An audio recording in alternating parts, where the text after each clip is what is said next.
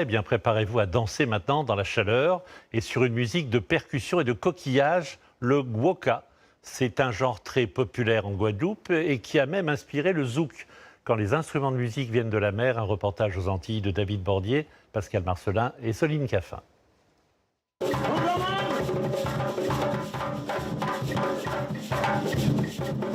Au cœur de Pointe-à-Pitre, il joue chaque samedi matin. Un rendez-vous sous l'œil de Marcel Lolia, surnommé Vélo, le roi du gwoka, la musicale de la Guadeloupe, un des symboles de la lutte des esclaves. François et ses musiciens font tonner les cas, les tambours.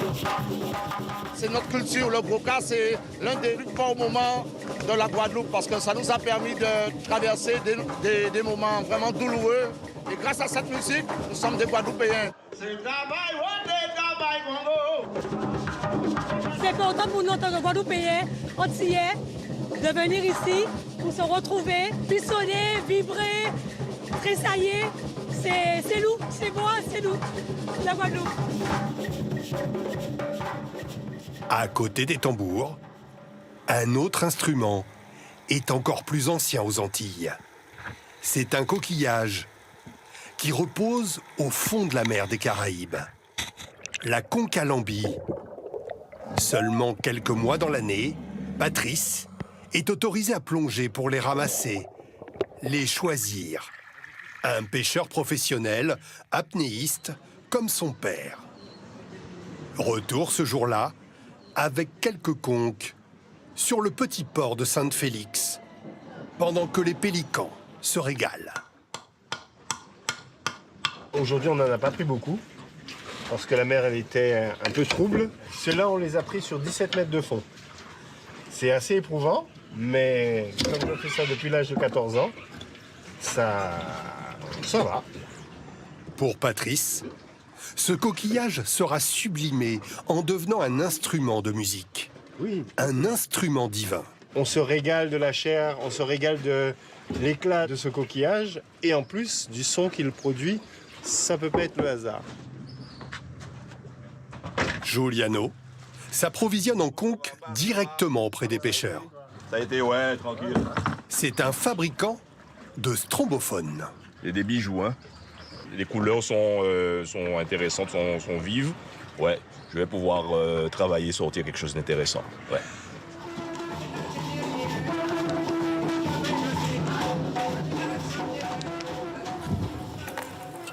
Chez lui, au gosier, Giuliano a accumulé une montagne de conques.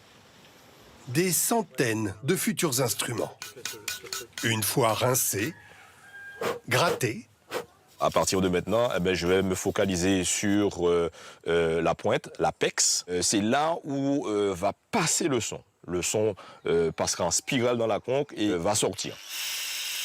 Ce coquillage en nacre est très dur à travailler. Poli, débarrassé de certaines parties. Ah, là, on a déjà un son. Cet artisan lui ajoute un embout en résine pour éviter de se couper les lèvres. Ah, yeah.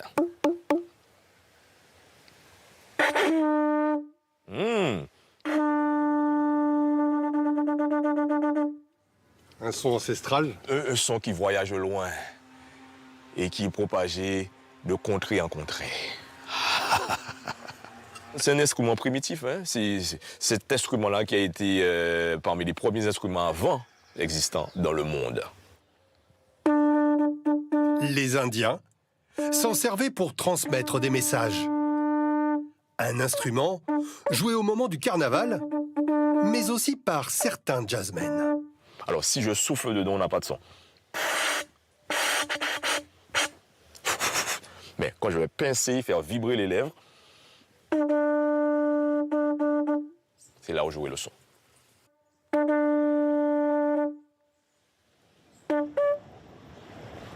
À Sainte-Anne, une école La Couveranda apprend à jouer des instruments traditionnels, à chanter, à danser. 150 élèves, enfants et adultes, y sont inscrits. On a un engouement maintenant avec les enfants, on a des écoles, parce qu'avant il n'y avait pas d'école. Donc c'était en lari, on était apprendre à jouer en lari. Donc il fallait observer, regarder. Cette musique, ces chants, ces danses, ça dit quoi? Pour la plupart des chants, ce sont des histoires qu'on leur raconte. Ça peut être aussi des revendications, ça va être une déclaration d'amour, pourquoi pas? Donc voilà, c'est la vie du quotidien. Le zouk s'en est même inspiré. Une partie de l'histoire de la Guadeloupe va continuer de s'écrire en chantant, en jouant du tambour, du strombophone et en dansant.